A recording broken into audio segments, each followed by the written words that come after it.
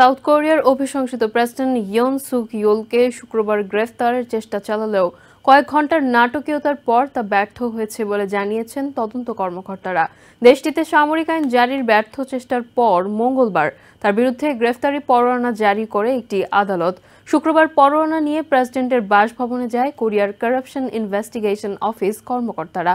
এ সময় ইয়নের security service এবং তার সমর্থকদের বাধার মুখে গ্রেফতারের সিদ্ধান্ত থেকে সরে দাঁড়াতে বাধ্য হয় তদন্তকারীরা। সাউথ কোরিয়ার অভিশংসিত প্রেসিডেন্ট ইয়ন সুক ইয়োলকে গ্রেফতারে ব্যর্থ হয়েছেন দেশটির তদন্ত কর্মকর্তারা। গত মাসে সাউথ কোরিয়ার সামরিক আইন জারির ব্যর্থ প্রচেষ্টার ঘটনায় শুক্রবার সকালে ইয়নকে গ্রেফতার করতে পুলিশকে সঙ্গে নিয়ে প্রেসিডেন্টের বাসভবনে যান দেশটির সিআইও কর্মকর্তারা। গ্রেফতার করতে গেলে সেখানে ইয়োলের সমর্থকরা প্রেসিডেন্টের বাসভবনের সামনের রাস্তায় বিক্ষোভ শুরু করে। বিক্ষোভকারীরা দেশের ঘোলাটে রাজনৈতিক পরিস্থিতি স্বাভাবিক করতে প্রেসিডেন্ট ইয়োলকে পুনরায় ক্ষমতা হস্তান্তরের আহ্বান জানান।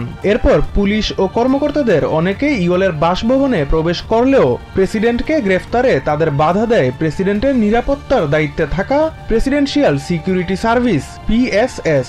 এছাড়া তাদেরকে বাধা দেয় সেনা সদস্যরাও। এ সময় প্রেসিডেন্টের নিরাপত্তার কথা বিবেচনা করেই তাকে গ্রেফতারে বাধা দেওয়ার কথা জানিয়েছে প্রেসিডেন্টের নিরাপত্তার দায়িত্বে থাকা PSS। এছাড়া ইয়োলকে গ্রেফতারের চেষ্টা চালালে উল্টো তদন্তকারী কর্মকর্তাদের গ্রেফতার করা হবে বলেও হুমকি দেয় তারা। সাউথ কোরিয়ার আইন অনুযায়ী দেশের যে কোনো নাগরিক তার সামনে ঘটা অপরাধ ঠেকাতে অপরাধীকে গ্রেফতারের ক্ষমতা রাখে।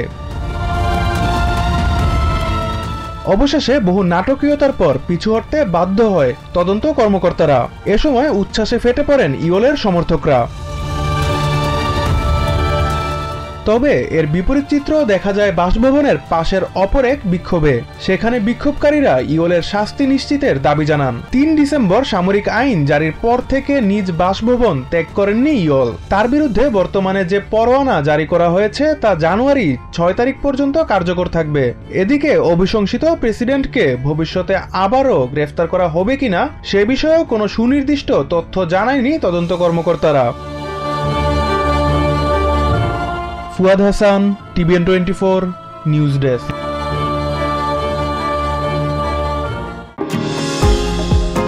নিউ ইয়র্ক থেকে সম্প্রচারিত TVN 24 টেলিভিশন বিশ্বজুড়ে বাঙালির কণ্ঠস্বর।